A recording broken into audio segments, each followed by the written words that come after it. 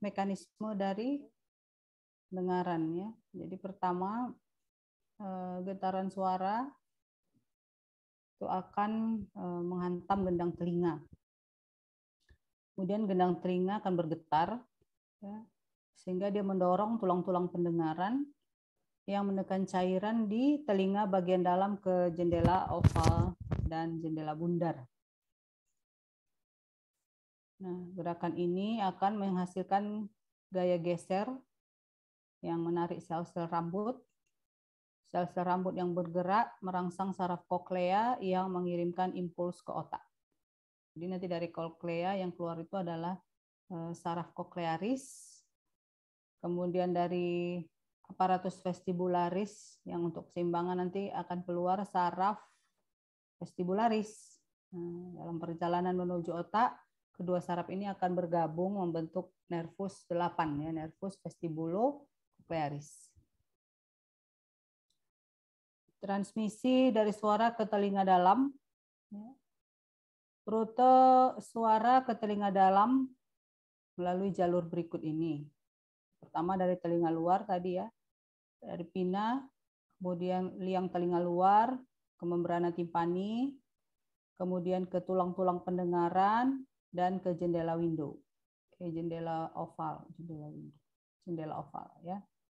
Kemudian masuk ke telinga dalam, ke skala vestibuli dan skala timpani. Skala vestibuli itu yang di atas, skala timpani yang di bawah, yang di tengahnya adalah ductus cochlearis. Kemudian terjadilah stimulasi dari organ korti, ya ini dari sel-sel rambut ya, hair cell reseptor. Kemudian akan terbangkitkan impuls di saraf koklearis. Nah, ini adalah gambaran bagaimana transmisi suara menuju telinga dalam. Ya. Dan kita lihat amplitudo gelombang itu mulai dari tulang-tulang pendengaran di sini ya, akan mengalami amplifikasi. Ya. Amplifikasi terjadi mulai di telinga tengah, sehingga memperbesar gelombang suara agar dapat menggetarkan cairan. Ya, karena dia mau menggetarkan cairan, jadi dibutuhkan energi yang lebih besar.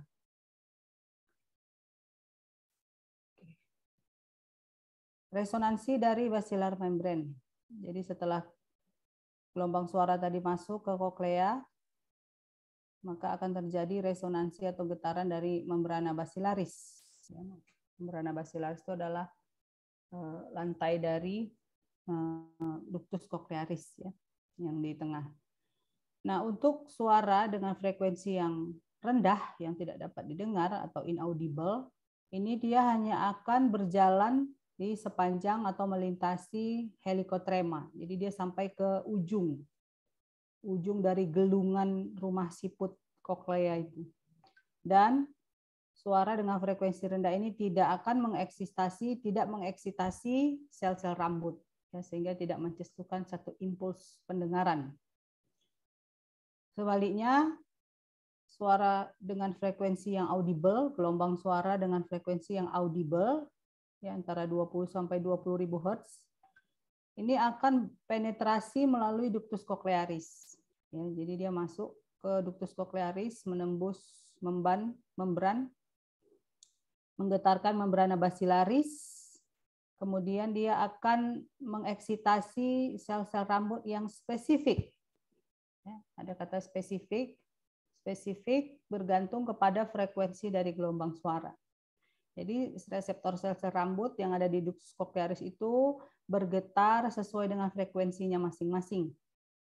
Ya, bergetar maksimal sesuai dengan frekuensinya masing-masing. Ini dia gambarannya ya. Suara datang dari luar.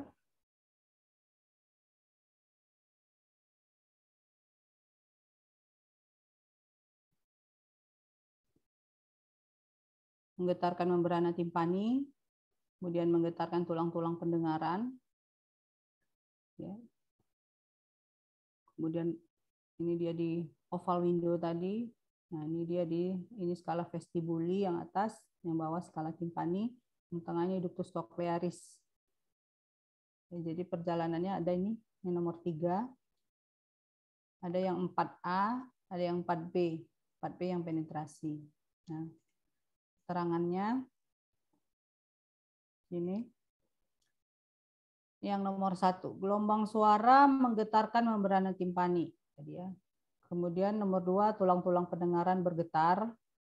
Kemudian nomor 3, gelombang tekanan yang diciptakan oleh stapes yang mendorong pada jendela oval bergerak melalui cairan dalam skala vestibuli. Kemudian yang 4A, suara dengan frekuensi di bawah pendengaran berjalan melalui helikotrema dan tidak merangsang sel-sel rambut. Sedangkan yang 4B, suara dalam jangkauan pendengaran akan melewati saluran koklea, menggetarkan membran basilaris, dan membelokkan rambut pada sel rambut bagian dalam. Deflecting hairs, membengkokkan rambut-rambut pada sel rambut, inner hair cell.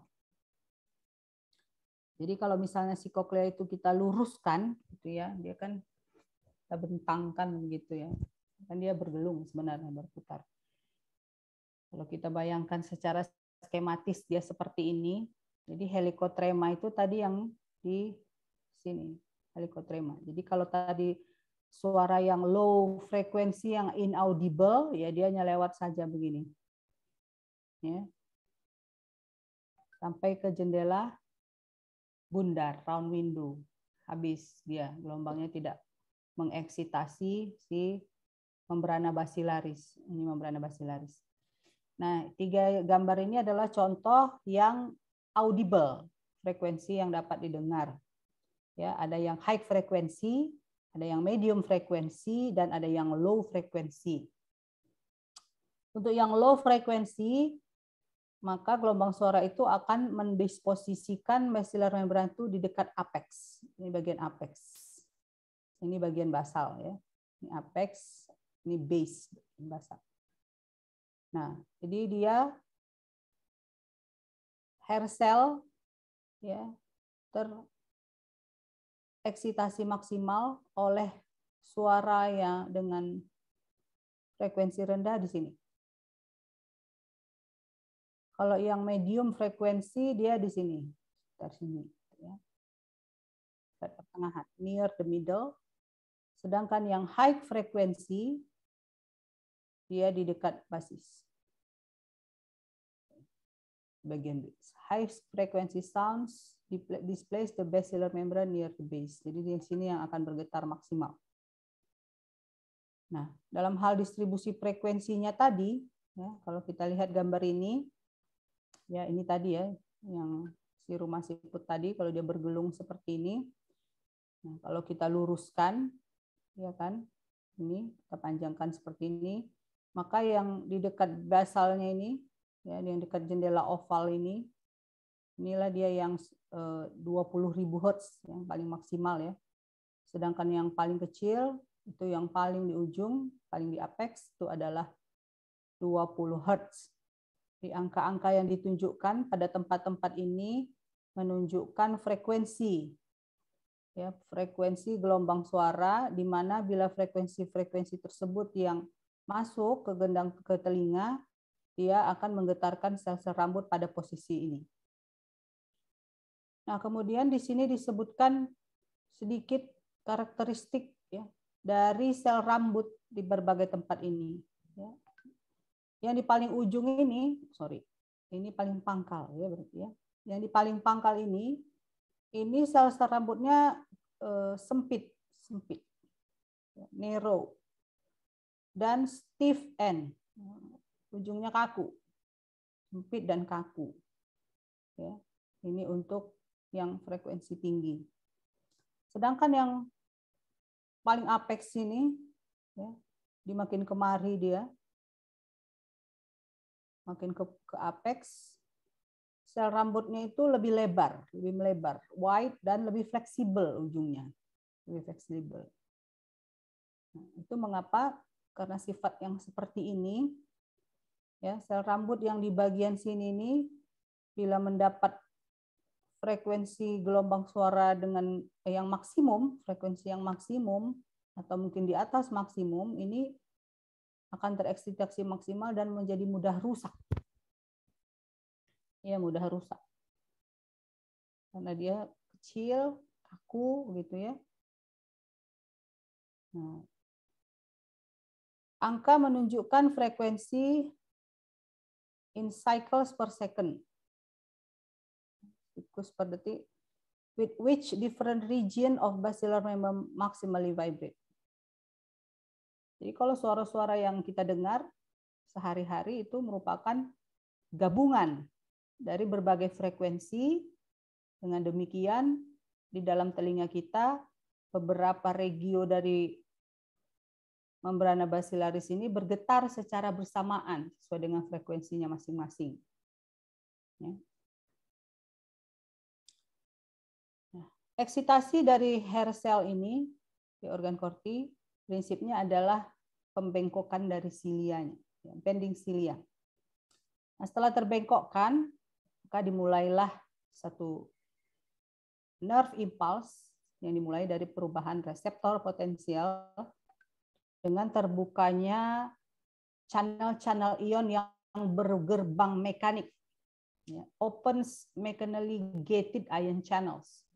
Jadi di membran sel kita itu channel-channel ion ada yang bergerbang mekanik, ada yang bergerbang voltase, ada yang bergerbang kimiawi. Jadi ada yang voltage gated, ada yang chemically gated, dan yang ini ada yang mechanically gated. Sesuai dengan namanya tersebut, channel-channel ion itu akan terbuka atau tertutup sesuai dengan impulsnya. Nah, untuk hair cell ini dia secara mekanik, yaitu ketika terjadi pembengkokan dari silia tadi, channel-channel ionnya akan terbuka atau tertutup. Ya, kalau yang bergerbang voltase, misalnya terjadi perubahan dari resting membrane potential menjadi local or graded potential. Misalnya di suatu sel saraf, dalam keadaan resting dia minus 70 milivolt, kemudian terjadi perubahan, diberi stimulasi dia. Ya, stimulasi yang menyebabkan terjadi perubahan potensial reseptor dari minus 70 menjadi minus 55 misalnya. Maka telah terjadi sekarang perubahan voltase, maka channel-channel ion yang dia voltage gated akan terbuka atau tertutup. Jadi gerbangnya terbuka tertutup karena perubahan voltase. Oke, juga dengan yang perubahan yang chemically, yang kimia. Jadi bila distimulasi oleh satu zat kimia tertentu. Kemudian karena terbukanya ion channel ion ini, maka ion-ion tertentu akan masuk, ya, natrium misalnya, menyebabkan potensial berjenjang dan terjadi pelepasan dari neurotransmitter. Glutamat misalnya, ini salah satu jenis neurotransmitter yang eksitatorik.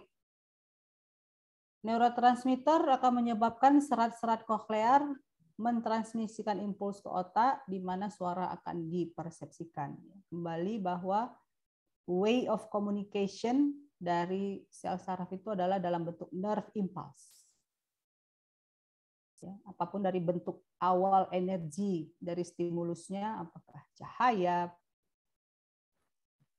atau ini suara, ya, akan diubah menjadi nerve impulse untuk dibawa menuju pusatnya. Dalam hal ini pusatnya ada di lobus temporalis, ya, untuk pendengaran. Oke. Nah, ini dia ya. Gambaran bagaimana terjadinya bending cilia tadi ya. Jadi dikatakan di sini rambut dari sel-sel rambut membran basilar itu dia tertanam di membran tektorial. Nah, ini dia membran. Di rambut-rambutnya itu tertanam di atasnya. Jadi, ya di dalamnya ya. Rambut dari sel-sel rambut membran basilar tertanam di membran tektorial atasnya. Rambut-rambut ini bengkok ketika membran basilaris dibelokkan sehubungan dengan membran tektorial stasioner. Jadi kalau kita lihat ini gambaran yang panah warna pink ini gambaran naik turun dari membrana basilaris. Naik turun karena fluid movements, karena gerakan cairan. Karena gerakan cairan, jadi membrana basilarisnya naik turun, maka si sel rambutnya pun menjadi naik turun, tapi bagian rambutnya itu karena terbenam di membran yang stasioner ini, dia menjadi terbengkokkan. Sehingga pembengkokan ini menghasilkan potensial reseptor. Fluid movement in the cochlea. Pergerakan cairan di koklea menyebabkan defleksi membran basilaris.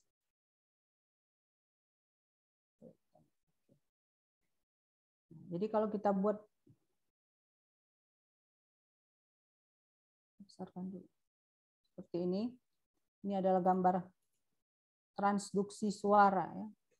Ya, dimulai dari suara, gelombang suara dari luar, dari udara, menggetarkan membrana timpani, kemudian menggetarkan tulang-tulang pendengaran, kemudian menggetarkan oval window, dan terjadi pergerakan cairan di dalam koklea.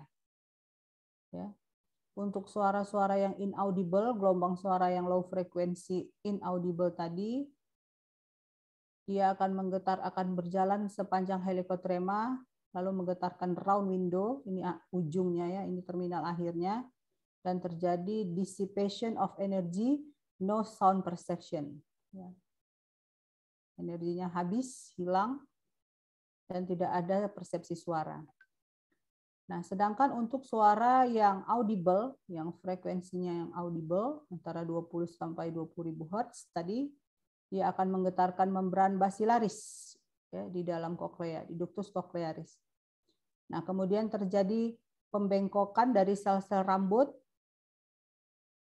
dari sel-sel rambut reseptor organ korti ketika gerakan membran basilar menggeser ya, atau menggerakkan rambut-rambut ini dalam kaitannya dengan membran tektorial di atasnya, di mana rambut tertanam. Ini gambar sebelumnya tadi. Kemudian setelah terjadi pembengkokan silia tadi,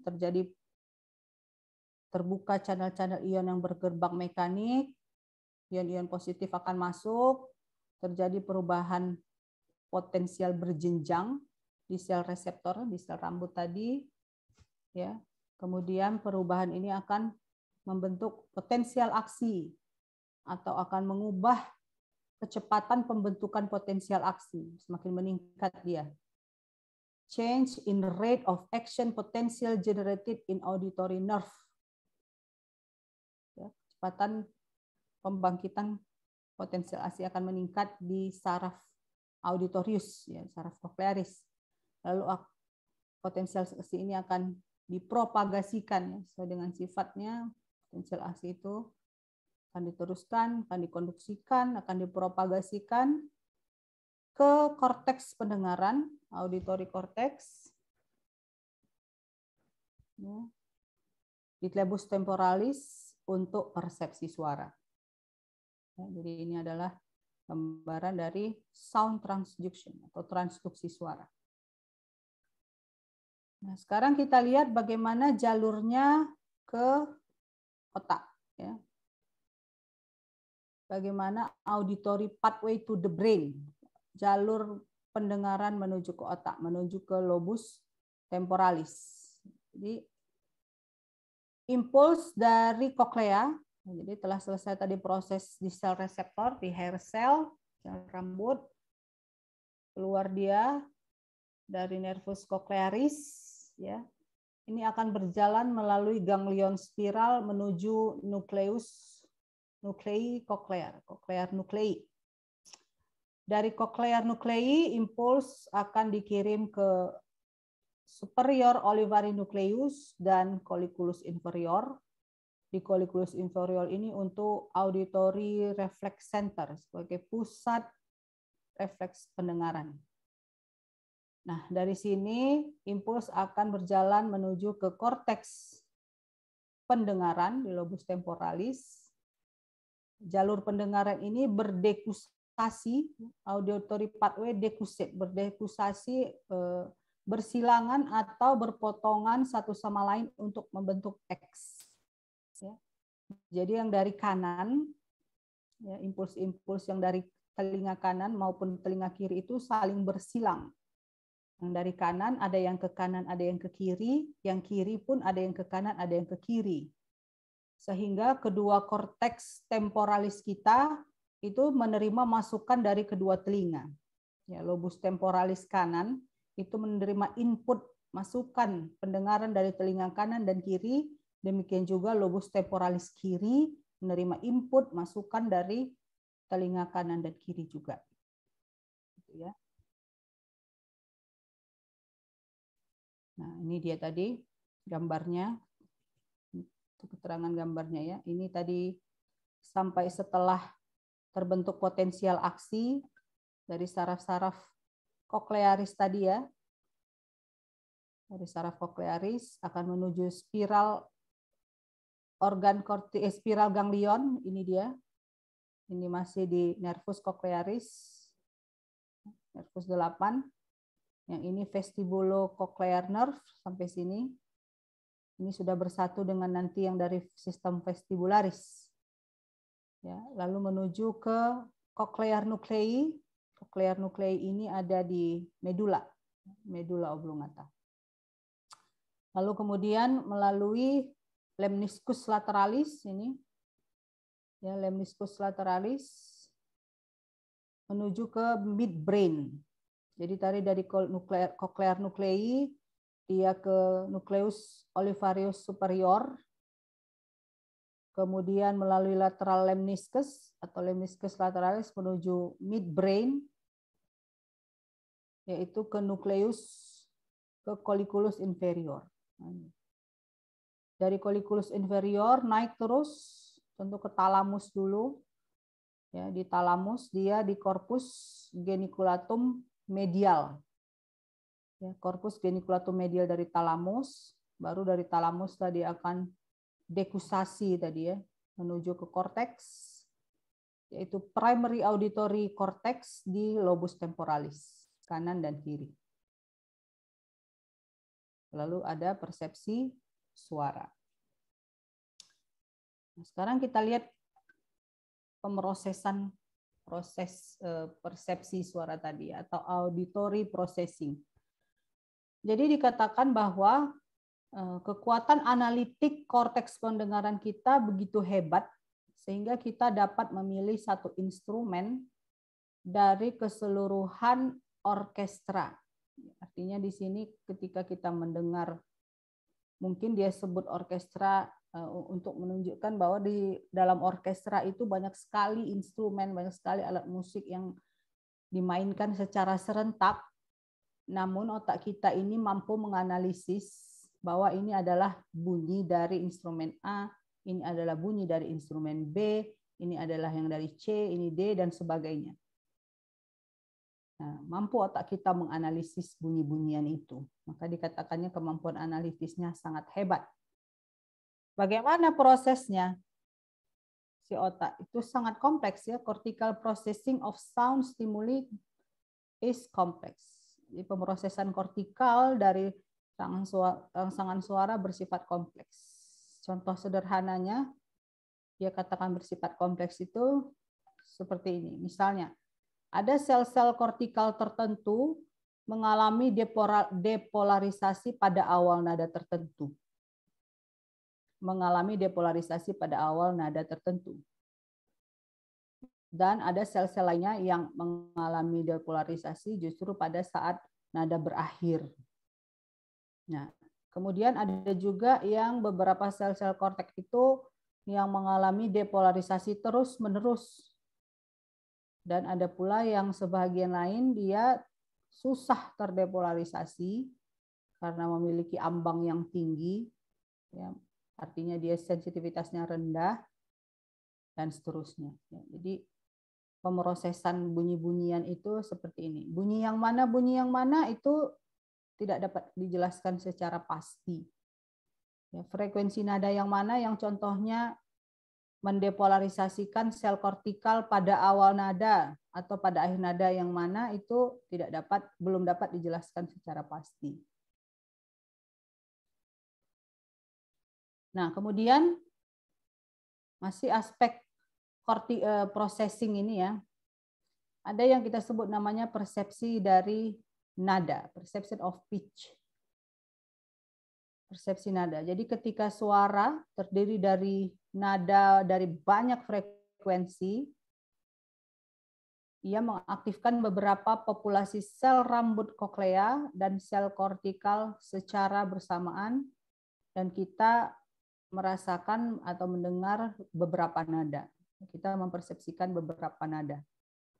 Ya, seperti normalnya seperti ini memang yang sehari-hari kita dengar berbagai suara misalnya ya. Nah, dia akan mengaktifkan sekelompok populasi sel-sel rambut di koklea sesuai dengan frekuensinya tadi, dan secara bersamaan juga mengaktifkan sel-sel kortikal di lobus temporalis. Kemudian pemrosesan yang lain berupa detection of loudness, ya. Mendeteksi kenyaringan suara. Jadi bagaimana kita bisa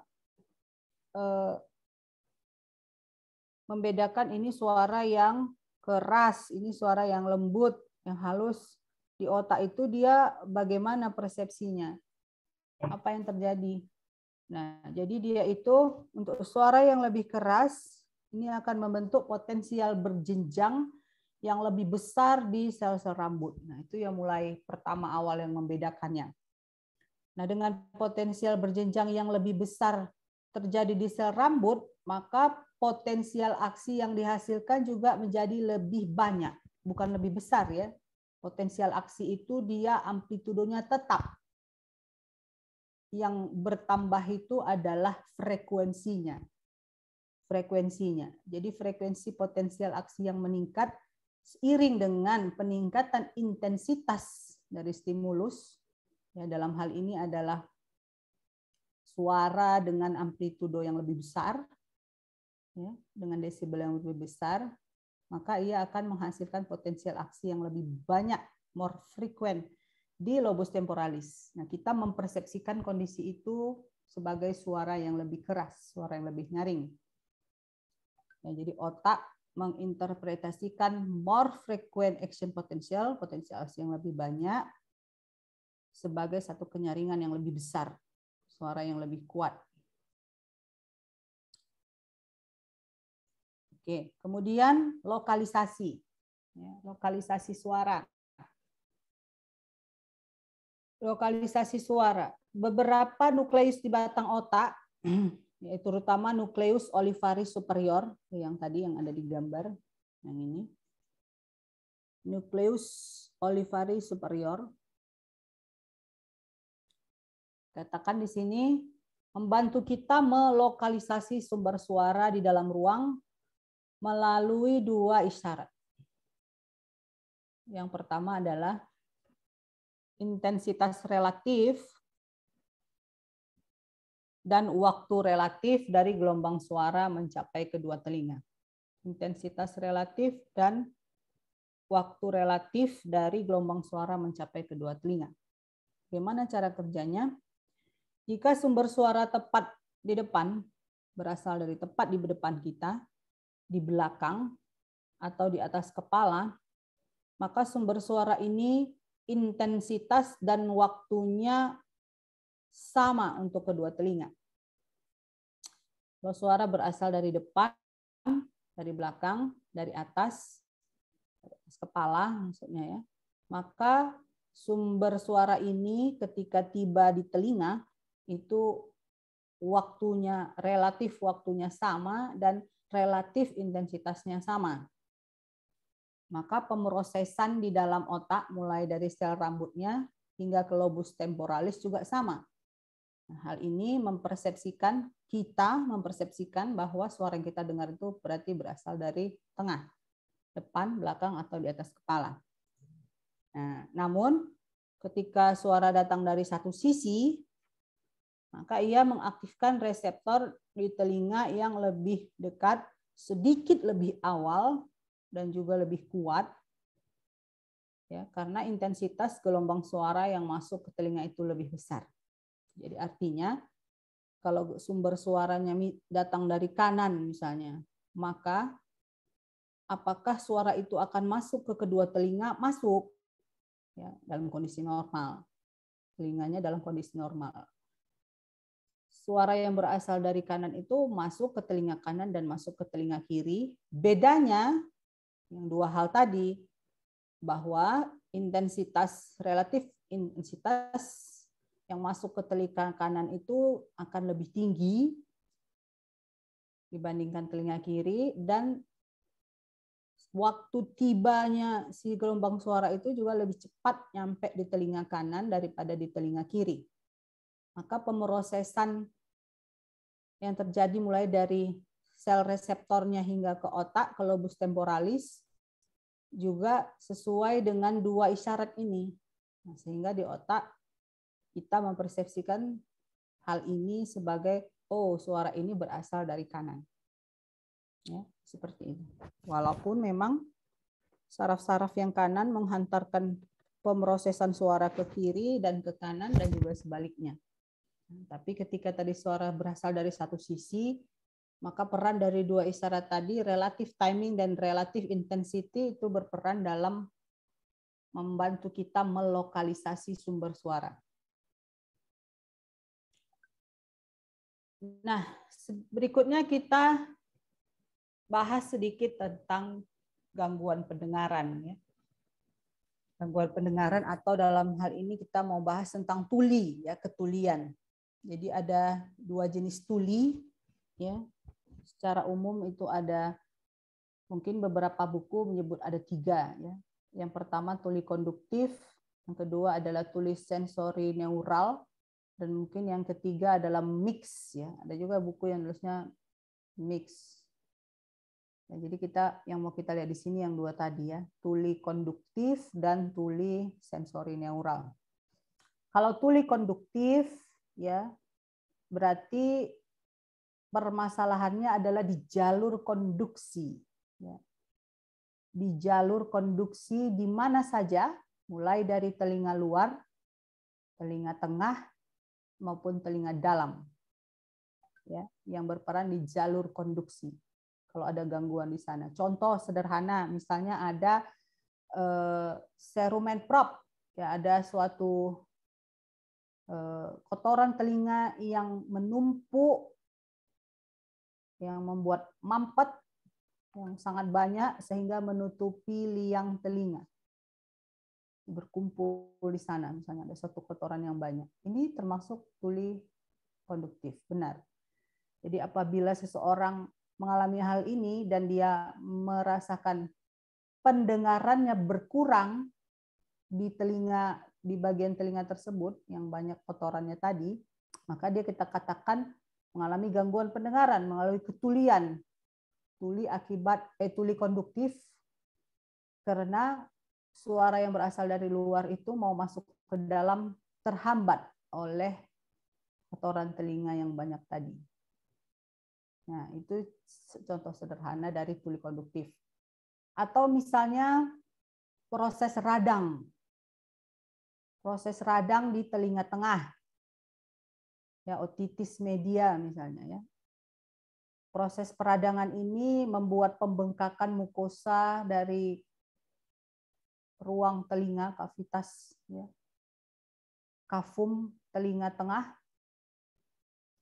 atau kerusakan pada membrana timpani misalnya.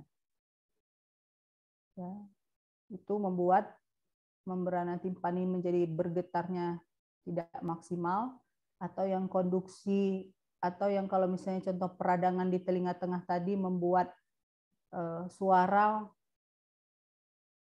tidak bisa masuk atau terganggu konduksi di telinga tengah, terganggu getaran-getaran di tulang-tulang pendengaran.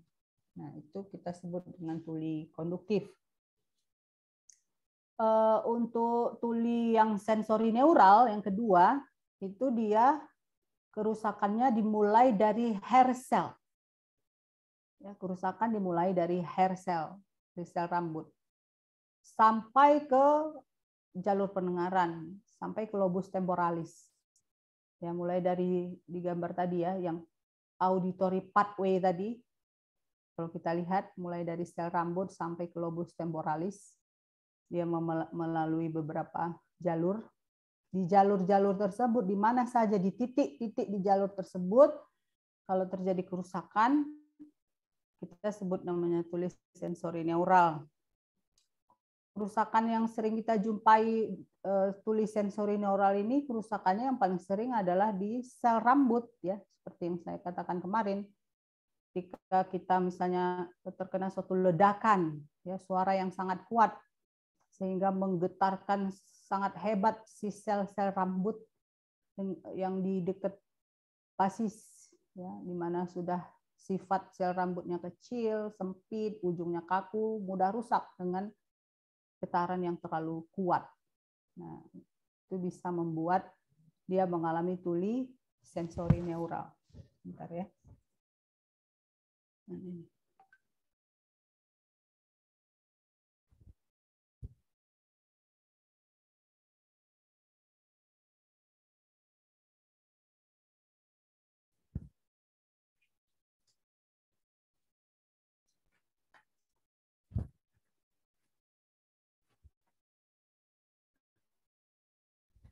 Nah, seseorang yang mengalami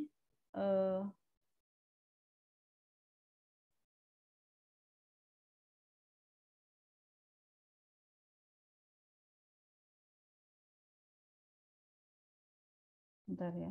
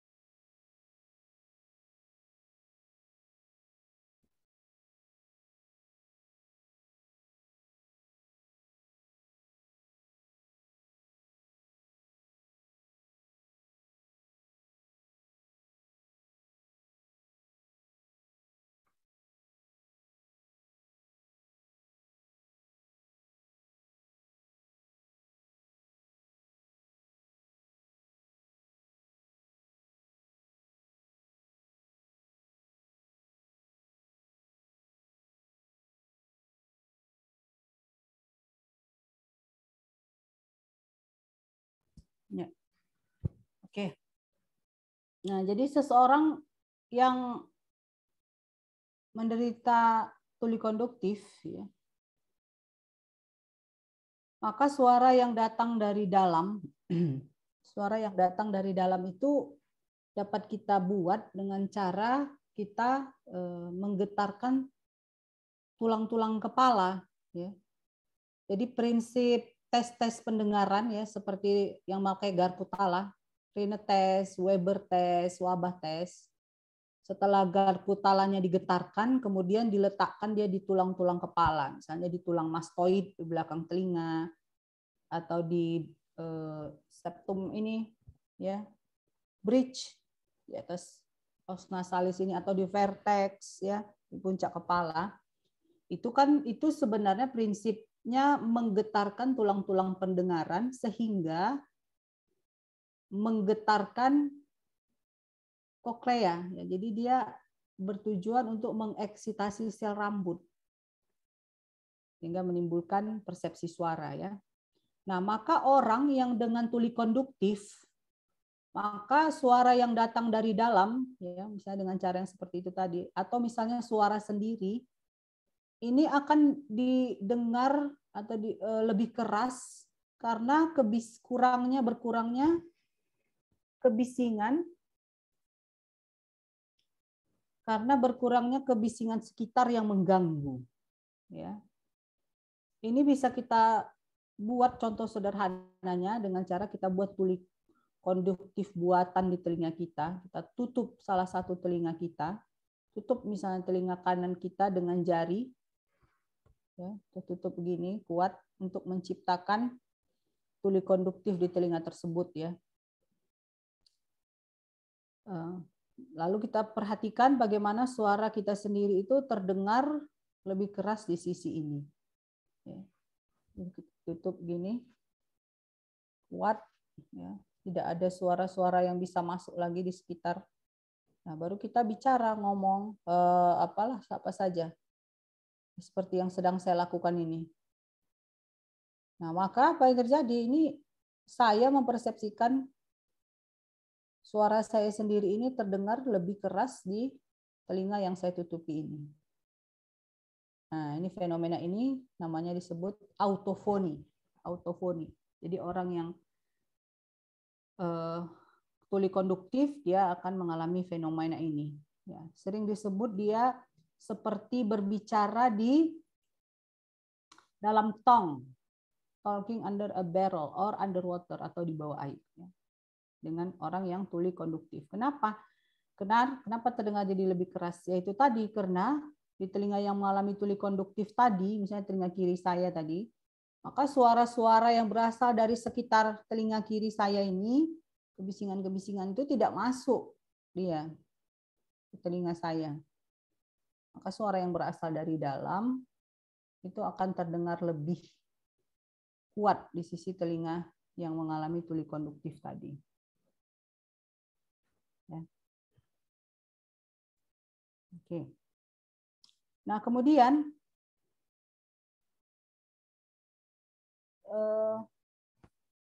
kalau yang tuli sensorineural ya tentu tidak ya. Jadi kalau pada orang yang mengalami tuli sensorineural, ketika kita getarkan garpu tala, karena kan getaran garpu tala tadi ingin mengeksitasi sel rambutnya, maka ketika dia mengalami tuli sensorineural, kerusakan pada sel rambut, kita getarkan garpu tala, kita letakkan dia di tulangnya, tulang kepalanya, ya tidak ada persepsi suara. Ya. Nah, sehubungan itu tadi kita mengenal ada dua jenis konduksi suara ke dalam telinga kita ya. Ada yang air conduction, konduksi udara, ada yang bone conduction, konduksi tulang. Yang sehari-hari yang biasa kita terjadi sama kita itu ya air conduction. Udah suara, gelombang suara itu secara normal masuk dari udara, dari luar masuk ke telinga kita. Nah, ini dia ya. Air conduction. Sedangkan yang bone conduction itu adalah yang dengan garpu tala tadi ataupun dengan alat-alat pengukur audiometer misalnya. Jadi prinsip bone conduction itu untuk menilai bagaimana telinga dalam, ya, bagaimana kondisi telinga dalam. Nah, si audiometer ini dia bisa membedakan antara tuli konduktif dan sensorineural ya dengan cara berikut. Prinsip sederhananya yaitu ketika suatu earphone ditempatkan di telinga untuk tes atau pengujian ya dengan audiometer tadi, maka di sini konduksi udara diukur ya. Konduksi suara diukur. Konduksi udara. Ini adalah cara biasa kita mendengar, yaitu di mana gelombang suara masuk dari luar melalui telinga tengah ke dalam. Nah, nanti ada gambarannya, ya, tapi saya tidak jelaskan di sini ya. Mungkin nanti kalian akan lebih jelas dapat dari THT dan atau mungkin di Skills Lab ya. Audiometer juga dapat mengukur konduksi tulang, di mana di sini transducer, jadi ada alat dari audiometer tersebut, kita sebut transducer. Transducer penghantar tulang ditempatkan pada tengkorak subjek di belakang telinga, ya, pada tulang-tulang kepala ya, tulang-tulang tengkoraknya apakah ya, di mana saja di belakang telinga, dan suara ditransmisikan melalui getaran langsung ke telinga bagian dalam. Melalui getaran langsung ke telinga bagian dalam melewati telinga luar dan tengah. Bypass ya, melewati telinga luar dan tengah. Konduksi tulang mengukur seberapa baik bagian telinga bagian dalam. How well the inner ear. Nah, jadi konduksi tulang itu mengukur telinga, menilai, mengakses telinga dalam. berarti dalam hal ini adalah koklea dan saraf, ya. Pendengaran bekerja. Bagaimana koklea dan saraf pendengaran itu bekerja.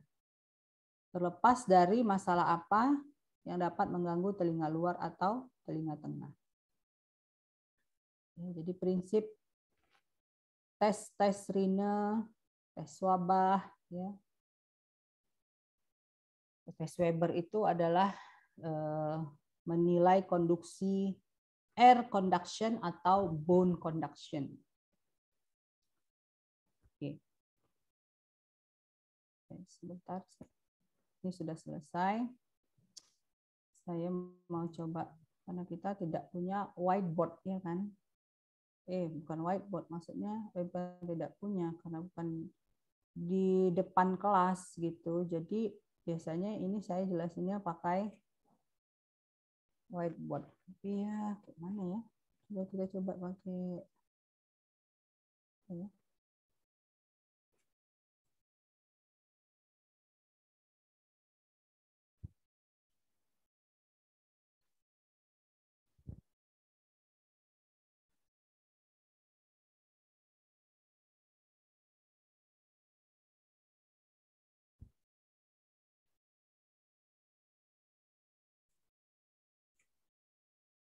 Oh, pakai ini aja lah ya.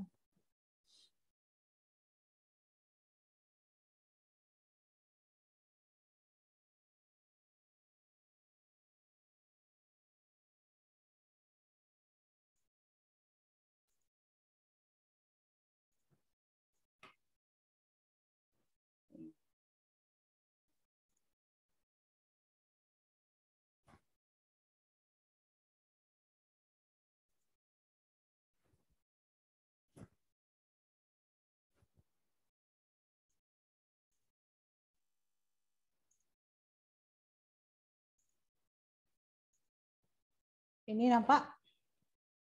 Saya buka paint ini, paint. Nampak, Dok. Ya, jadi kan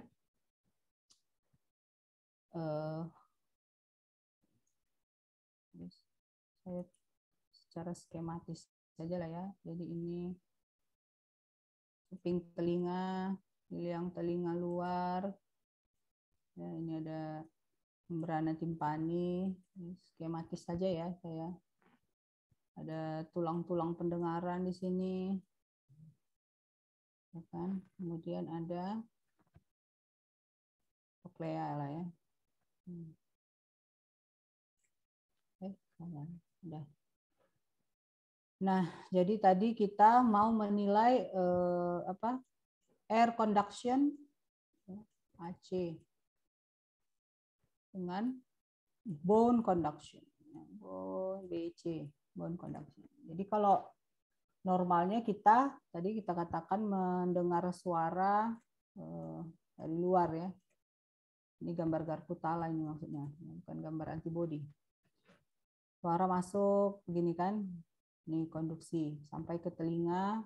Oh, ini masih ada yang kurang, satu struktur lagi di sini. Ini apa ini? Nervus kita bilang ya. Nervus vestibulocochlearis, nervus 8. Nah, di sini ada otak ya, ini brain.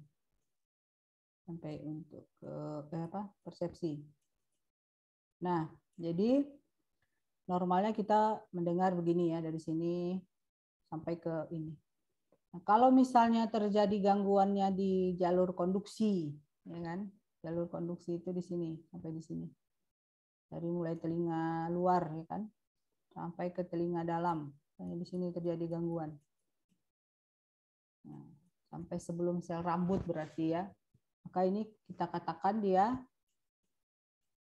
tuli konduktif, ya kan? Tuli konduktif, CHL. CHL. Conductive hearing loss. Nah, sedangkan kalau dia kerusakannya di jalur ini, mulai dari sel rambut ya, sampai ke jalurnya ke otak, ini kita katakan dia tulis sensori neural ya kan, sensori neural hearing loss, SNHL. Nah ini.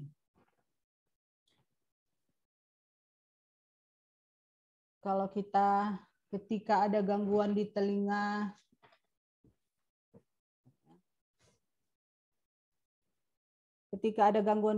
luar dan tengah, maka yang akan terganggu itu adalah air conduction. Benar ya? Misalnya di sini ada gangguan, suara masuk dari sini akan mengalami gangguan. Air conduction yang akan terganggu. Persepsi suara atau pendengaran menjadi berkurang misalnya, atau terjadi gangguan. Ketika ada gangguan di telinga dalam,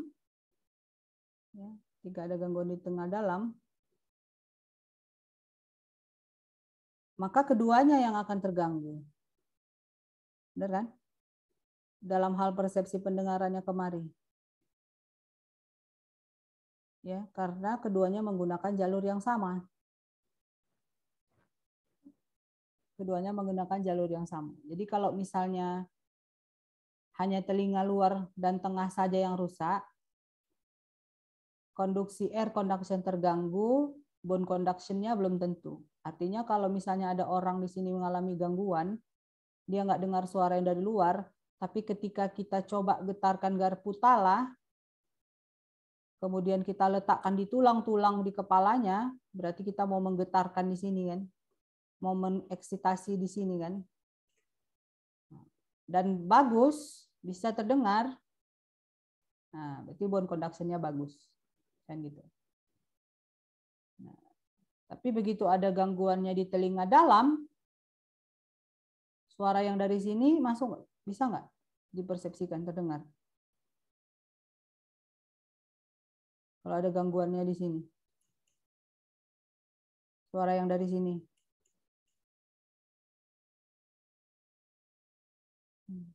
ataupun suara yang langsung, misalnya, nggak ada juga kan? Nah, berarti kalau dia gangguannya di telinga dalam, baik air conduction ataupun bone conduction-nya dia sama-sama akan terganggu karena menggunakan jalur yang sama. Air conduction menggunakan seluruh jalur sampai ke pusat pendengarannya. Air conduction, every part. Jadi kalau misalnya ada masalah di titik manapun di sini, ya air conduction-nya akan terganggu. Sedangkan bone conduction-nya ya belum tentu. Ya. Oke. Kemudian tes apa ya? Tes Rine ya. Rine tes Weber sama Swabah ya, Swabah. Jadi kalau si garpu tala yang biasa dipakai itu yang frekuensinya 512. Kalau kalian lihat satu set garpu tala itu dia banyak ya, banyak frekuensi. Yang paling sering itu dia dipakai 512. Walaupun sebenarnya kalau misalnya seseorang mengalami gangguan, tidak mendengar dia dengan frekuensi ini, sebenarnya kita harusnya cobakan ke frekuensi-frekuensi lainnya. Ya kan? Karena bisa saja hanya frekuensi ini, frekuensi yang di luar ini dia masih bisa gitu. Ya, cuman memang kan tidak mungkin untuk mengetes seluruh frekuensi. Maka dipilihlah yang 512 yang umum ya untuk frekuensi yang biasa didengar percakapan sehari-hari. Dan lagi kenapa tidak dicobakan juga semua? Kalau 512 kalau di bawah itu terlalu rendah ya. Itu dia getarannya sangat kuat. Getaran si garpu talanya. Maka yang terjadi bukan kita mendengar suara dari getaran garpu tala itu, tapi justru kita merasakan jadinya ya, feel, bukan hear jadi. Feel the vibration. Feel the vibration. Sebaliknya, kalau yang dia lebih dari 512, yang terlalu tinggi, juga nggak terlalu bagus juga untuk tes pendengaran. Kenapa? Karena yang di atas ini pun dia getarannya hanya singkat saja. Ya. Vibrate very short period. Vibrate very short period. Jadi kalau dia sangat singkat, langsung habis dia, ya tidak dapat kita gunakan untuk menguji, untuk ngetes karena sudah habis getarannya. Nah itu ya.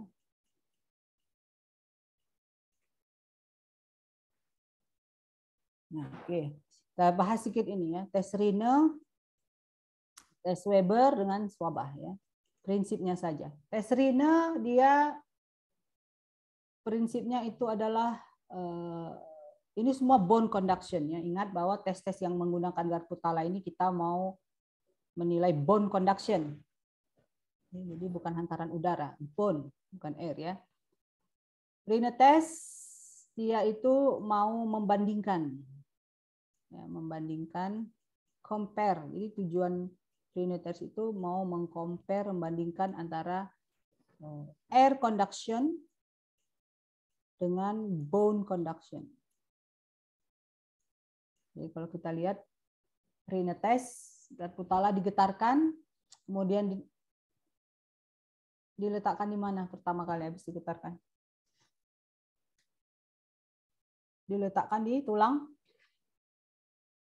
mastoid, ya kan, di belakang telinga.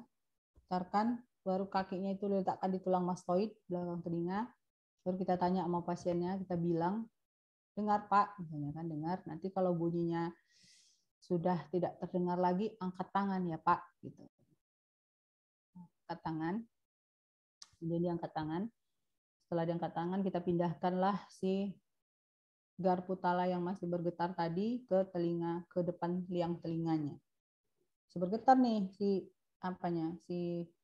Garputalanya. Nah, baru kita tanya dia, ini Bapak masih dengar, katanya gitu ya. Masih dengar. Iya, mana Pak lebih keras Bapak dengar suaranya? Ketika tadi saya letakkan di belakang atau ketika di depan ini? Di depan dia bilang. Nah, itu hasilnya tes itu namanya Riener tes positif, ya kan? Masih didengarnya di depan. Jadi kita membandingkan antara hantaran udara dengan hantaran tulang. Kemudian kalau yang Weber ini dia prinsipnya membandingkan bone conduction,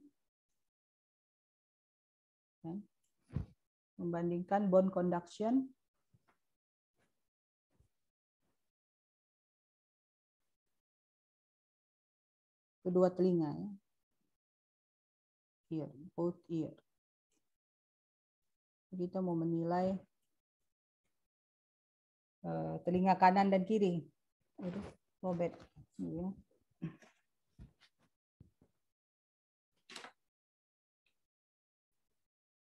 Nah, jadi bagaimana cara melakukannya? Pertama kita getarkan Garputala, kemudian kita letakkan di vertex pertengahan, ya kan? Yang getar tadi. Tujuannya dia akan menggetarkan tulang-tulang kepala ini, kemudian dia akan menggetarkan sel-sel rambut, ya. Harapannya dia mengeksitasi sel rambut, kemudian kita mendengar suara. Kalau suaranya sama kuatnya yang kita dengar di telinga kanan dan kiri, ya, berarti telinga kanan dan kiri ini dia keduanya sama kondisi inner ear-nya, ya kan? Kan mau menilai inner ear kan? Menilai inner ear. Nah, sekarang kalau dia tidak sama, kalau suara yang didengar tadi ternyata lebih kuat terdengar di salah satu telinga, kalau dia terdengar lebih kuat di salah satu telinga, maka kita katakan sekarang Weber mengalami lateralisasi. Ya, lateralisasi, apakah ke kanan atau ke kiri. Ya. Pada orang yang mengalami tuli konduktif, ketika kita lakukan tes Weber ini sama dia, maka Weber lateralisasi ke telinga yang mengalami tuli konduktif tadi. Artinya, dia akan mendengarkan suara lebih kuat terdengar di telinga yang mengalami tuli konduktif tadi. Jadi ingat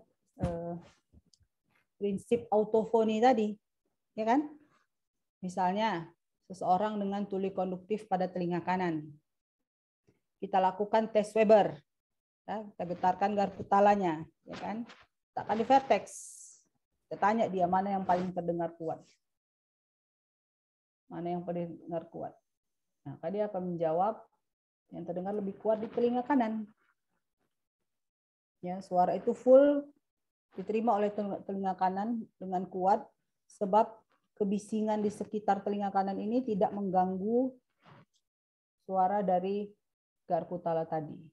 Maka Weber lateralisasi ke telinga yang mengalami tuli konduktif. Nah, kemudian yang swabah. Swabah ini juga dia tujuannya untuk membandingkan juga ya, compare bone conduction antara si pasien dengan pemeriksa. Nah, di sini ada pemeriksa bone conduction, tapi dengan asumsi bahwa bone conduction atau telinga si pemeriksa itu harus normal. Ya, harus normal.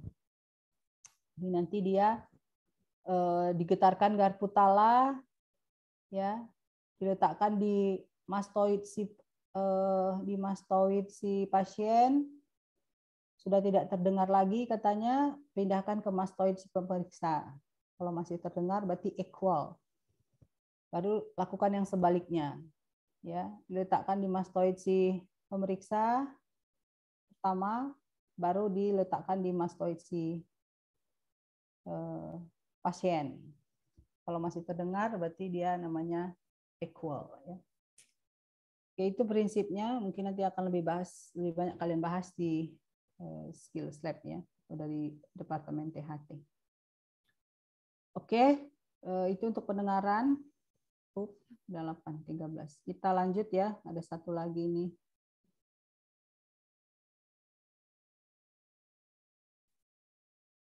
Yang keseimbangan ya.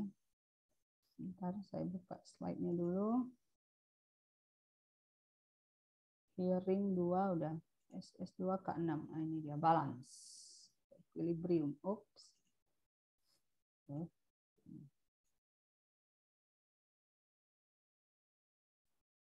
Oke. Nampak slide-nya? Sudah terlihat, Dok. Ya, ini sedikit saja ya. Physiology of balance or equilibrium. Fisiologi keseimbangan.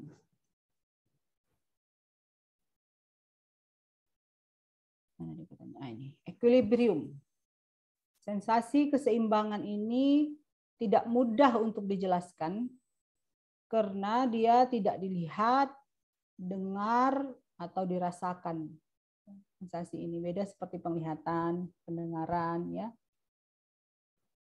atau feel ya, dirasakan bukan. Tapi dia berespon. Nah, berespon, dan respon itu tentu saja di luar kesadaran kita ya. Berespon terhadap apa? Terhadap berbagai gerakan kepala. Ya, terhadap berbagai gerakan kepala. Dan posisi tubuh tentunya ya. Kemudian lebih jauh lagi, sensasi ini tidak hanya bergantung pada input dari telinga, ya, dalam hal ini ada telinga bagian dalam, tetapi juga dari penglihatan, dari reseptor regang di otot dan tendon. Jadi dari sini udah ada tiga input,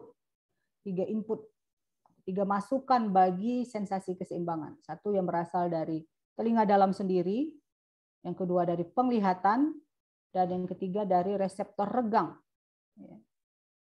Reseptor regang, stretch reseptor yang ada di otot dan tendon. Dalam kondisi normal, mereka mengirim sinyal ke otak. They di sini, mereka di sini adalah yang tiga tadi ya. Telinga dalam, mata, dan reseptor regang tadi.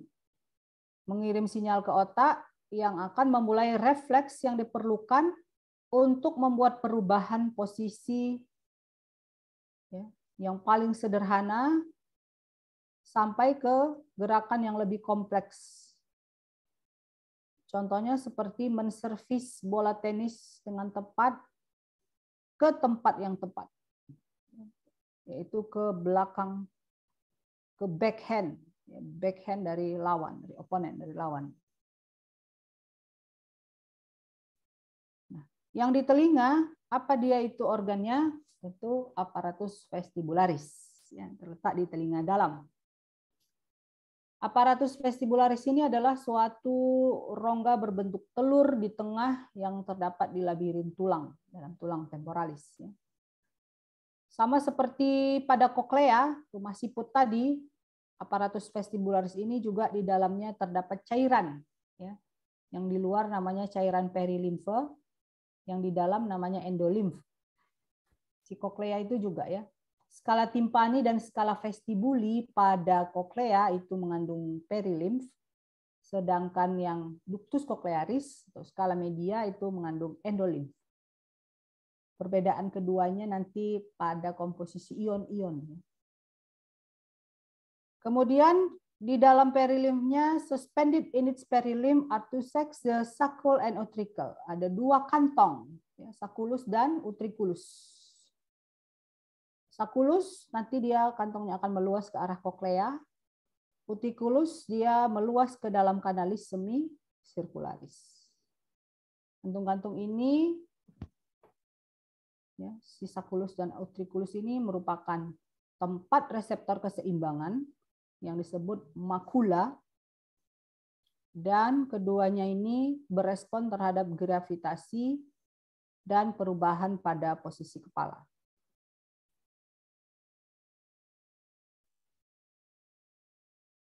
Organ berikutnya adalah kanalis semisirkularis.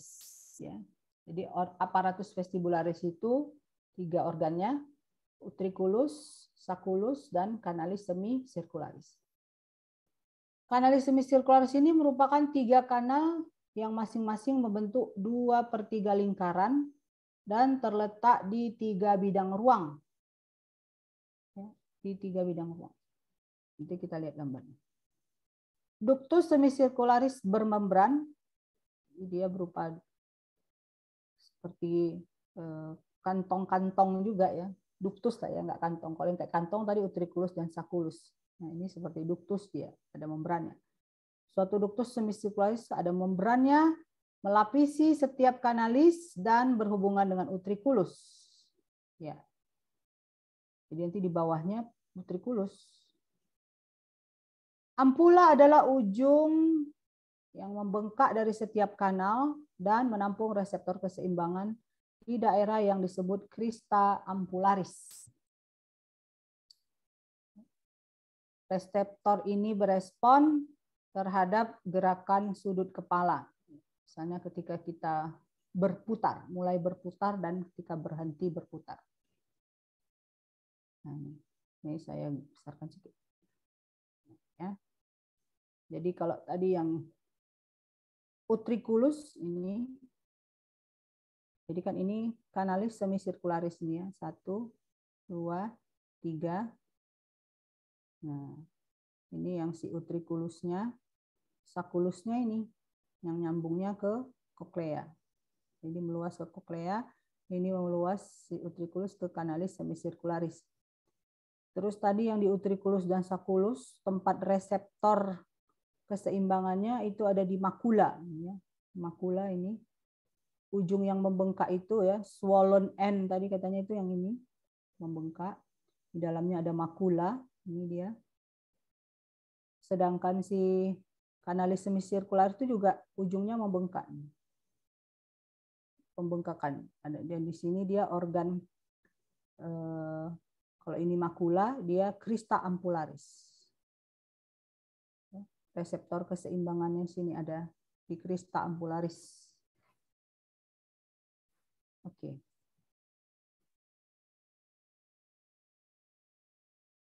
Sekarang kita lihat bagaimana mekanisme equilibrium, keseimbangan, dan orientasi. Aparatus vestibularis memiliki reseptor equilibrium di kanalis semisirkularis dan di vestibul. Vestibul itu adalah si utriculus dan sacculus ya. Mempertahankan fungsinya, mempertahankan orientasi kita dan keseimbangan di dalam ruang. Reseptor vestibular, itu tadi si utriculus dan sacculus, dia memonitor equilibrium yang statik, sedangkan kanalis semicircularis dia memonitor equilibrium yang dinamik. Jadi reseptor-reseptor keseimbangan yang ada di 3 tempat ini, utriculus, sacculus, dan kanalis semicircularis ini, mereka mendeteksi, memonitor, melihat perubahan-perubahan di tubuh kita sehubungan dengan gangguan postur dan keseimbangan. Contohnya tadi misalnya perubahan posisi kepala, ketika berputar, ketika berjalan, melompat-lompat, ya. Itu yang mereka monitor. Kita lihat satu persatu, kita mulai dari yang si makula. Ya, ini yang di utriculus dan sacculus. Anatomi makula. Makula adalah reseptor sensorik untuk static equilibrium. Sebentar ya.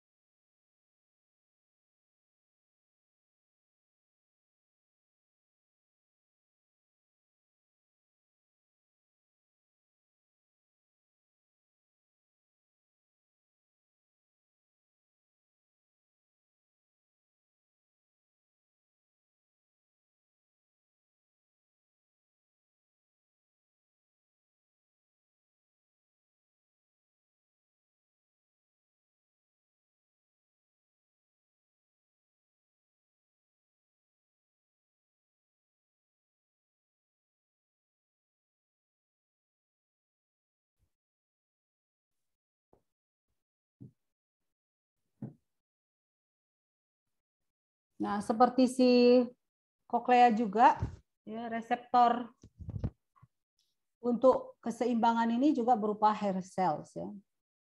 Jadi si makulanya, kalau si pendengaran tadi organ korti, ya, organ korti ada hair cell-nya. Si balance ini makula juga ada hair cell-nya sebagai sel reseptornya, dan ada supporting cell.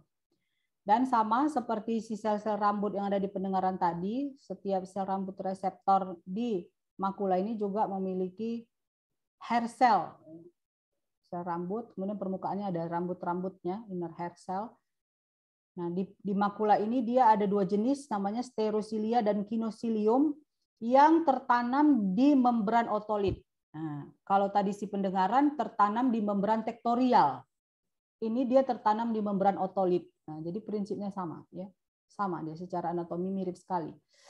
Membran otolit itu suatu massa seperti jelly yang bertatahkan batu kalsium karbonat kecil yang disebut dengan otolit. Jadi si membran otolit ini beda dengan si membran stasioner, terus suatu membran tipis. Kalau ini dia ada mengandung batu kalsium karbonat, CaCO3, itu batu kecil, sehingga menambah massa, menambah berat pada si membran tadi, ya.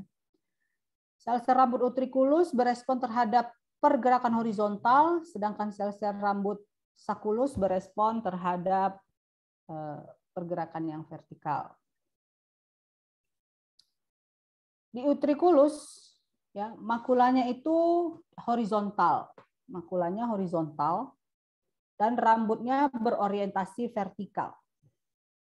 Ya, berorientasi vertikal ketika kepala tegak. Ketika kepala tegak. Ya. Karena itu makula utriculus berespon paling baik terhadap percepatan pada bidang horizontal dan memiringkan kepala ke samping karena gerakan vertikal naik turun tidak mendisposisi membran otolit.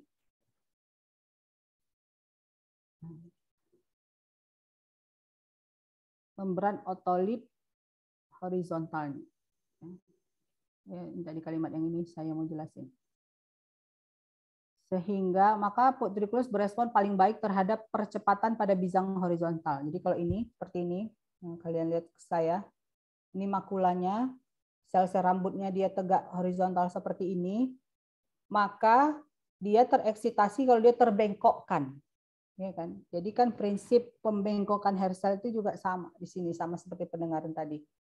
Jadi ketika misalnya terjadi, ketika saya maju jalan ke depan, dia terbengkokkan, ya kan? Tereksitasi. Itu tadi yang maksudnya percepatan pada bidang horizontal ketika mulai berjalan, ketika berjalan ke depan. Atau ketika memerengkan kepala. Ya, ketika memerengkan kepala. Jadi dia ketika memerengkan kepala lah sel-sel rambutnya mengalami eksitasi. Itu maksudnya. Ya, jadi sel-sel rambut di utriculus dia mendeteksi perubahan ya pada posisi horizontal, pada bidang horizontal ketika mulai berjalan. Misal ketika mulai berjalan dan ketika berhenti berjalan, atau pada kemiringan kepala. Ketika kepala miring ke kanan atau ke kiri. Dia tidak tereksitasi apabila kepala tegak atau berjalan ke depan dengan kecepatan yang konstan. Ya. Jadi sel-sel rambut ini terdeteksi ketika di awal dan di akhirnya saja. Di awal dan di akhir. Misalnya ketika mulai berjalan tadi, ketika saya mulai berjalan ke depan, terstimulasi dia. Namun ketika jalan saya itu berlanjut terus dengan kecepatan yang konstan, dia balik lagi. Dan seperti ini. Ketika kepala tegak juga. Nah, itu ya maksudnya. Terus yang sakulus pula sebaliknya, makulanya hampir vertikal dan rambutnya menonjol secara horizontal. Jadi sebaliknya. Ke dalam membran otolit. Ya.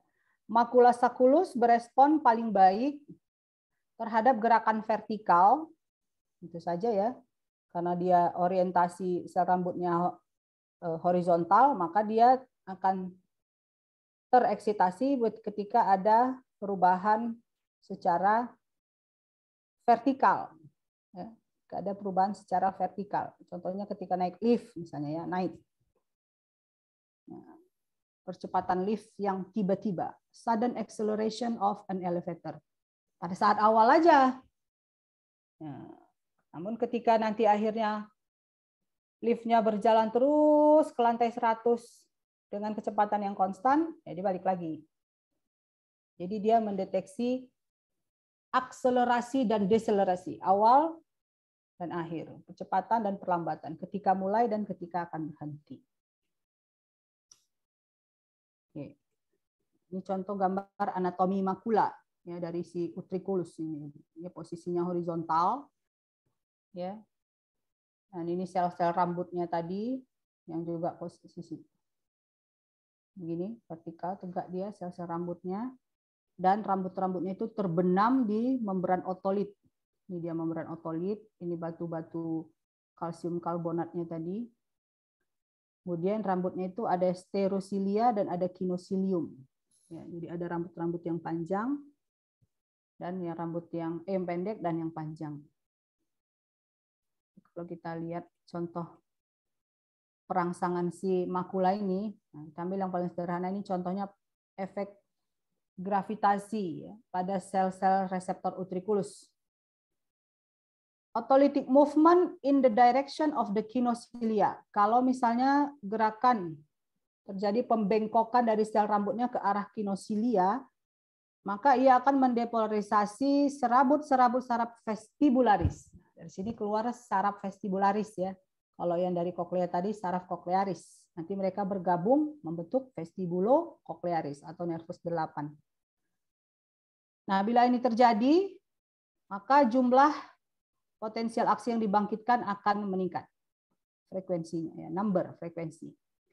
Sebaliknya, bila bergerak ke arah yang berlawanan, terjadi hiperpolarisasi dari serabut saraf vestibular, sehingga menurunkan kecepatan dari propagasi impuls atau potensial aksi.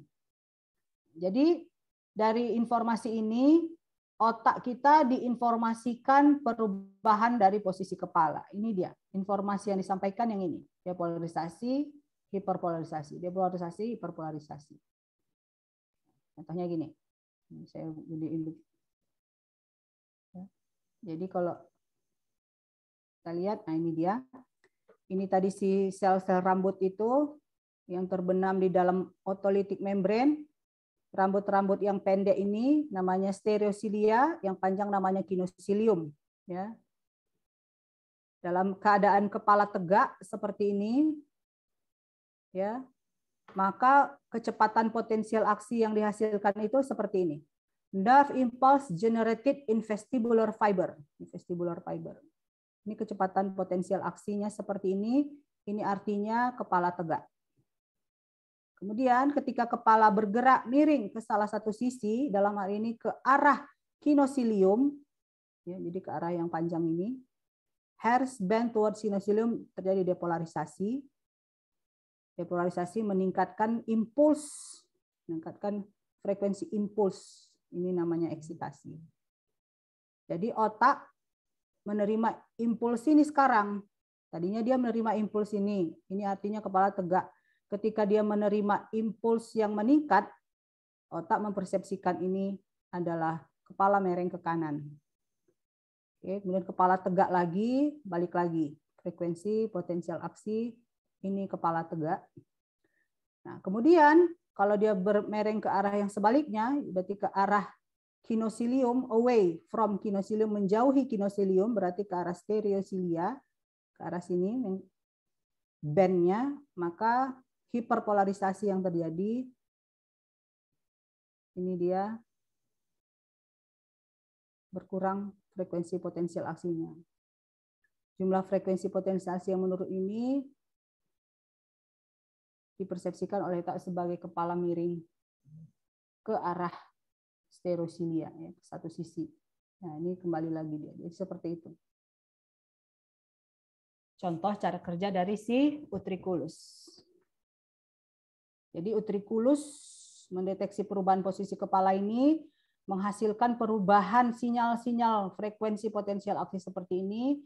Inilah sinyal-sinyal ini yang dibawa oleh nervus vestibulocochlearis menuju pusat keseimbangan. Oke, sekarang kita lihat yang si kanalis semisirkularis pula. Prinsip kerja si makula tadi, baik di utriculus atau sacculus sama, ya, seperti itu. Ya. Nah, kalau si kanalis semisirkularis, kalau prinsip perangsangan bending silianya itu sama, ya. Cuman ini dia beresponnya terhadap angular movement, ya, ketika kita berputar misalnya. Nah, kalau tadi dia kan namanya makula, ya, kalau si utriculus dan sacculus. Di kanalis semisirkularis namanya crista ampularis. Jadi dia untuk yang dynamic equilibrium. Crista ampularis atau disebut juga crista merupakan reseptor untuk keseimbangan dinamis, terletak di ampula. Ampula itu tadi yang membengkakan di ujung setiap kanalis semisirkularis, ya, dan berespon terhadap angular movement atau gerakan sudut. Setiap crista juga memiliki sel-sel penyokong dan sel-sel rambut yang terbenam ke dalam suatu massa yang disebut kupula. Nah, jadi secara anatomis dia mirip semua ini, ya. Baik si hair cell pendengaran terbenam di membran tektorial. Si makula tadi hair cell-nya terbenam di membran otolit. Si crista ampularis hair cell-nya juga terbenam di suatu massa seperti jelly yang disebut dengan kupula. Kemudian nanti dendrit dari saraf-saraf vestibularnya ini dia melingkari dasar dari sel rambutnya. Jadi nanti proses impuls yang terjadi di sel rambut akan disampaikan ke vestibular nerve fibers-nya ini. Nah, ini dia gambarnya, ya. Nah, ini tadi si kupula, si gel-like mass tadi, ya, massa seperti gel. Itulah sel-sel rambut dari si kupula, dari si crista ampularis ini terbenam di dalamnya. Dan dia tentu berada di jarum cairan, ya, sama, itu semua prinsipnya sama, ya, mereka berada di cairan endolimf. Bagaimana mengaktifkannya? Aktivasi dari reseptor crista ampularis. Crista berespon terhadap perubahan dalam kecepatan pergerakan putaran kepala. Perubahan kecepatan, ya. Jadi kalau dia bergerak dengan kecepatan konstan, dia tidak terstimulasi. Kemudian pembengkokan dari sel-sel di crista menyebabkan depolarisasi sehingga impuls lebih cepat tiba di otak dengan kecepatan yang lebih tinggi. Hiperpolarisasi sebaliknya lebih sedikit impuls yang mencapai otak. Jadi prinsipnya sama seperti yang makula tadi, depolarisasi, hiperpolarisasi. Hasilnya apa? Hasilnya adalah bahwa otak diinformasikan pergerakan rotasi kepala. Ya, pergerakan rotasi kepala. Nah, ini kita lihat. Bentar ya.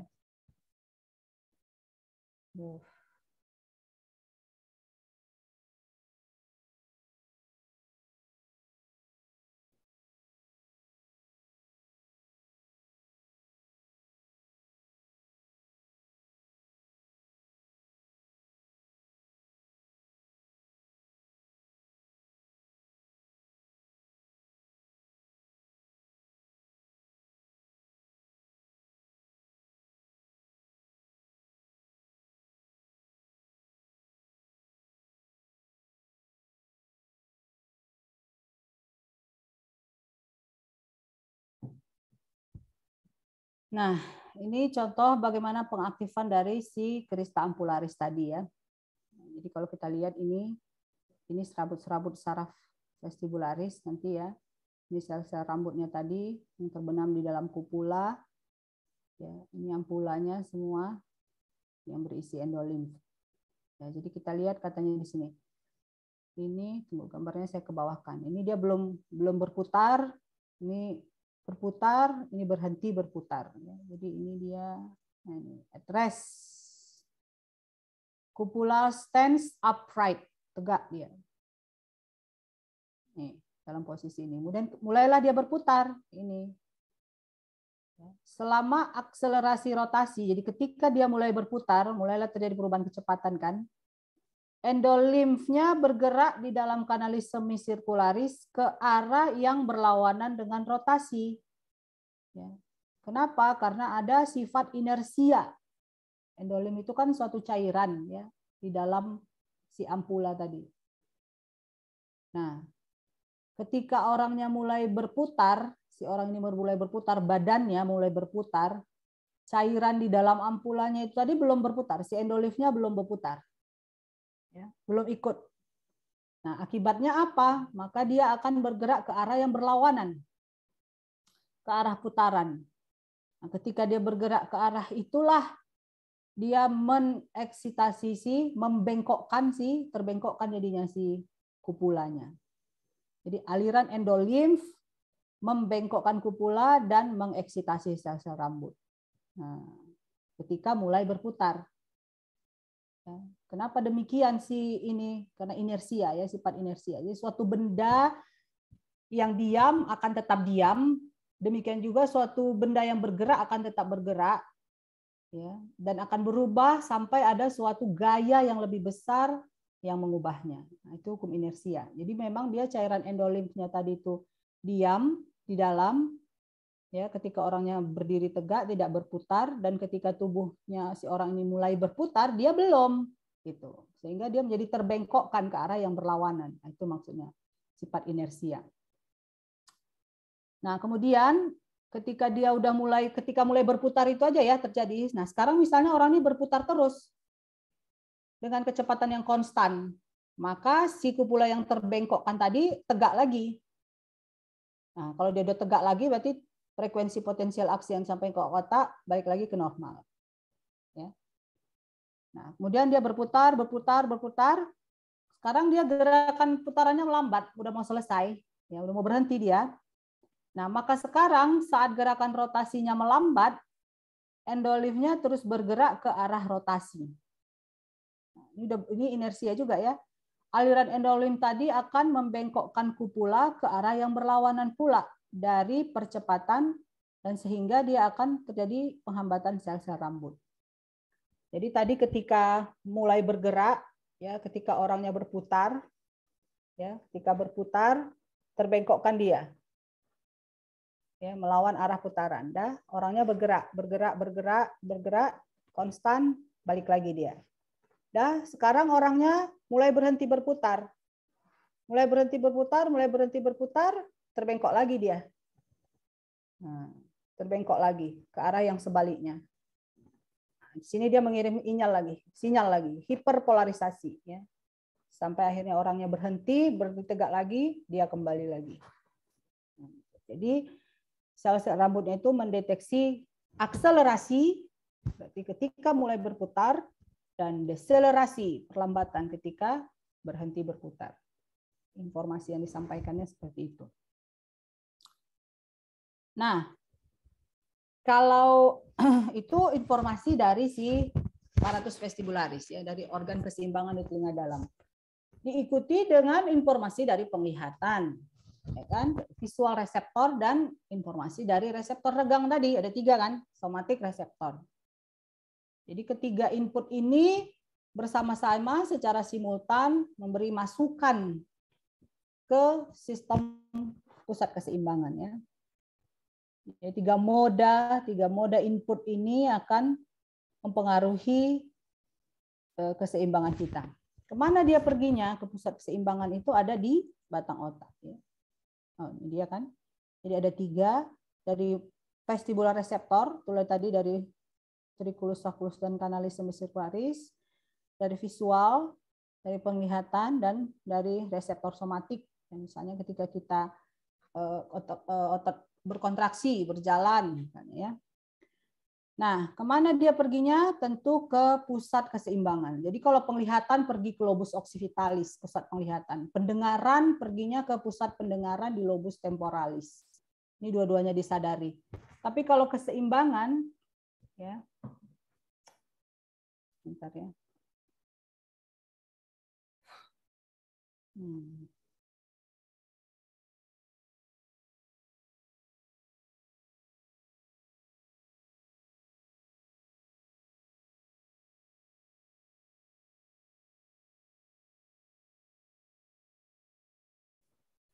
Dia pusatnya ada di batang otak ya, jadi tidak mencapai kesadaran.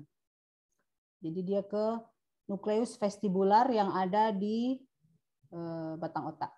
Jadi ini 3 tadi input ya. Inputnya berupa informasi tentang posisi tubuh di dalam ruang yang berasal dari 3 sumber utama dan dia akan diproses di 2 area utama. 2 major processing area pemrosesan utama di sistem saraf, yaitu di vestibular nuklei batang otak dan di cerebellum.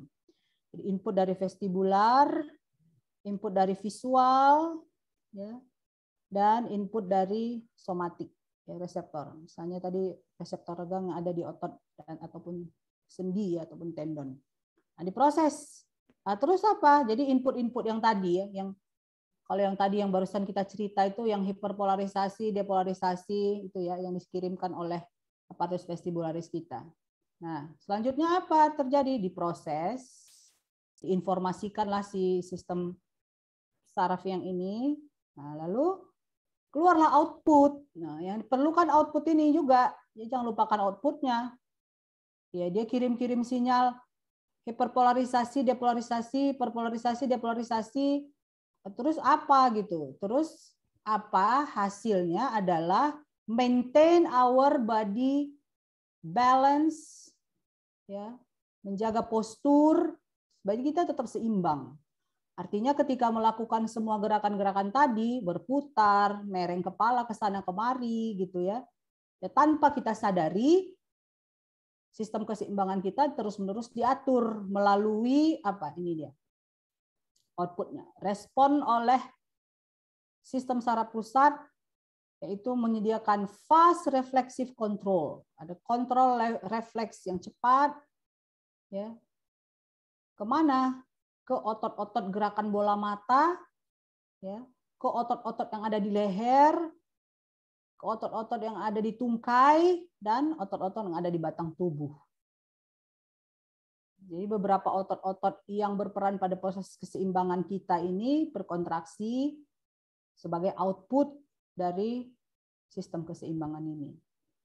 Contohnya pada pergerakan mata, kemudian pada kontrol neuron-neuron motorik, spinal motor control.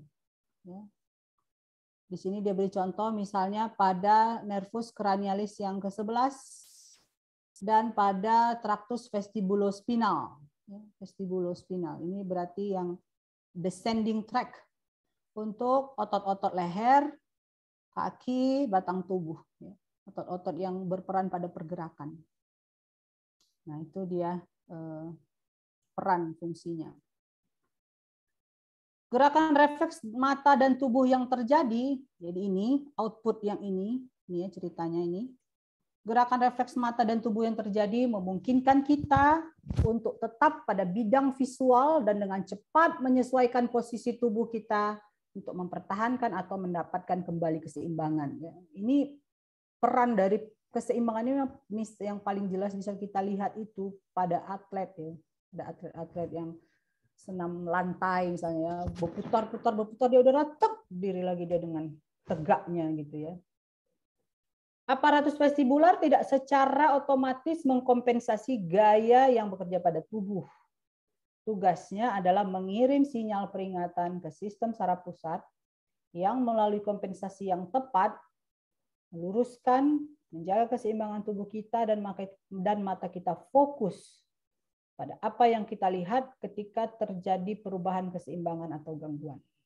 Nah, itu dia output dari si sistem keseimbangan ini.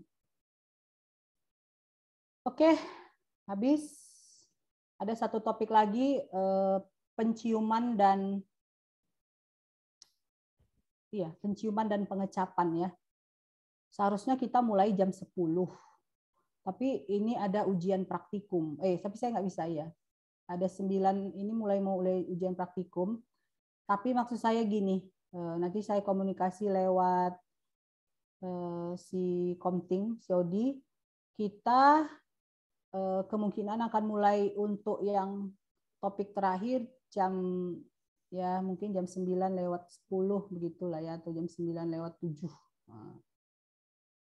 Ya, sehingga nanti yang jam 10-nya kalian sudah, mudah-mudahan tidak terlalu banyak, sebelum jam 10 sudah selesai. Jadi jam 10 udah bebas ya. Bisa gitu ya? Ya, oke. Ini saya tutup dulu, mohon maaf, pending dulu, kalau ada pertanyaan kumpulkan saja. Sudah 8:48, saya mau membuka ujian praktikum dulu ya. Baik, Dok. Oke. Ya, Dok. Ketemu lagi nanti ya. Terima kasih.